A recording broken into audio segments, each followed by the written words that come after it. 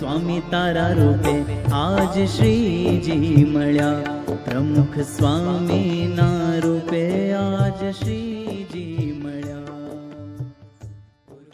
બધે આ કથા વાર્તા છે ને, ઘરમાંથી શરૂઆત, પહેલાં પોતાની શરૂઆત થાય. તમે સુધર્યા એટલે કુટુંબ સુધરવાનું, કુટુંબમાં અંદર બરકત આવવાની, પાડોશી સાથે સંબંધ સારા થવાના, ગામમાં સંબંધ સારા, બધી આખું વર્લ્ડ પીસનો રસ્તો આ જ છે. ચેરિટી બિગિન્સ એટ હોમ, પ્રમુખ સાહેબ કહ્યું. તો સામાન્ય સમજવાનો પ્રયત્ન કરો. છગડા નવડાની વાત છે ને,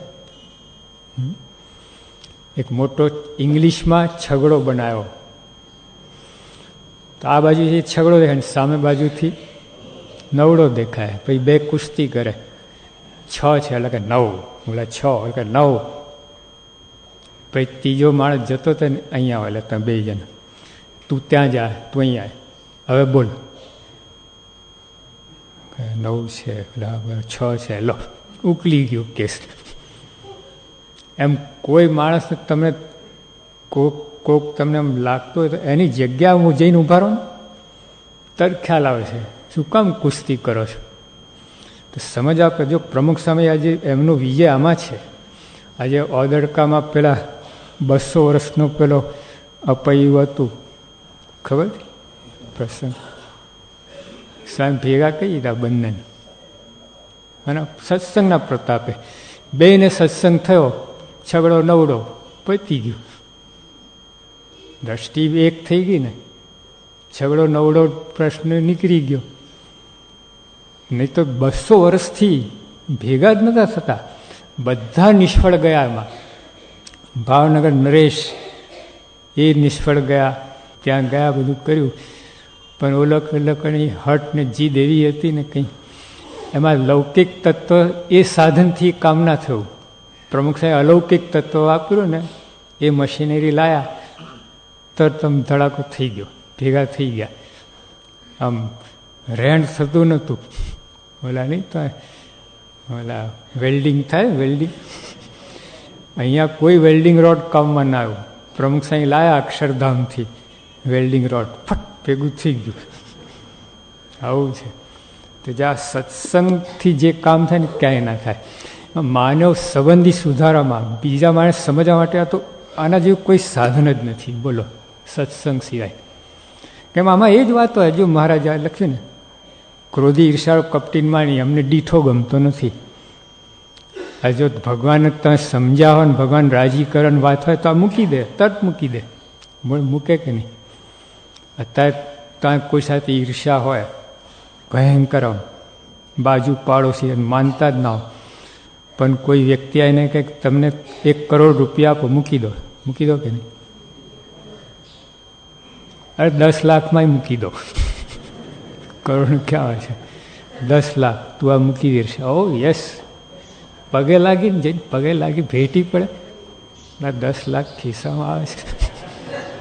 તો જેમ જો શ્રીજી મહારાજનો રાજીપો તમે સમજ આવતી હોય કે એમનો રાજીપો શું, અબજો રૂપિયાથી વધારે થાય એનો રાજીપો. મહારાજ તો અબજો રૂપિયા તો રાજી ના થાય, ખબર છે? આ મૂકો રાજી. યોગી આપે મારે પૈસા નથી જોઈતા, અમારે સંપ જોઈએ છે. જો આવી વાત કરી. આ સૂક્ષ્મ ભક્તિ સમજાતી નથી આપણને. રાજીપો એટલે શું ખબર જ નથી. ભાજી મૂરા સમજો છો. બાપા તો બધા ઉપર રાજી થાય, બધા, ગમે ગુનેગાર હોય, ધર્મલોપ કે બધા ઉપર સરખો જ, ઉપરથી તમે ખ્યાલ નહીં આવે બાપાનો રાજીપો. બાપા તો રાજી છે કે નહીં એ વૈષ્ણવને પૂછવું પડશે, સ્વામીની વાતોને પૂછવું પડશે. આ પુરુષો નહીં કે બધા ઉપર રાજી, બધાને ભેટશે ને બધાને મળશે. પણ આ તમને કહેશે રાજી નથી. આ મૂકો તમારો આદો, મોટા લઠ્ઠા લઈને આવ્યા છો ને, મૂકો. છે, સાચી વાત છે. જો ઓલા ગુણાતીતાન સ્વામી ત્યાં સુરતથી પેલી બરણી લઈને મોકલ્યા મહારાજને આપવા અથાણાની. સાથે જોડમાં એક સાધુ જોઈએ કોઈ, તે શાંતાનંદ કંઈ ઊભા થયા. નામ શાંતાનંદ અને અશાંતિ ઊભી કરી. સ્વામીને મુક્તાનંદ કે તમે કહેશો તોય જઈશ, નહીં કહો તોય જઈશ. જો મુક્તાનંદ હોશિયારા થઈ ગયા કે નહીં, અશાંતિ થઈ કે નહીં મુક્તાનંદ? આવું કહ્યું. હવે જો એમ જ કહ્યું સ્વામી હું જઉં, તમે કહેતા હતો મારી ઈચ્છા છે, તો સ્વામી ક્યાં ના પાડવા હતા? મુક્તાનંદ સ્વામી ના પાડવાના હતા. તો દાદાગીરી જ લો, તો કહેશો તોય નહીં કહો તોય જઈશ. બસ આમ શું કહેવું છે બોલો. આમ જોઈને આમ બોલે. મુક્તાનંદ બચારીને બોલો કહેશો તોય જઈશ, નહીં તોય જઈશ. જાઓ તારે. મુક્તાનંદ દાસના દાસ થયા. હવે મુક્તાનંદ સામે ચડસા ચડસી કરીએ, તું ગુરુ છે કે હું ગુરુ છું? તો આ સિવાય કંઈ ને કંઈ સેકન્ડ વર્લ્ડ વોર ઊભી થાય. મોટા માની ગયો, હા કાંઈ નહીં ભાઈ, તું સાચો જા ઉપર. એમને કામથી કામ.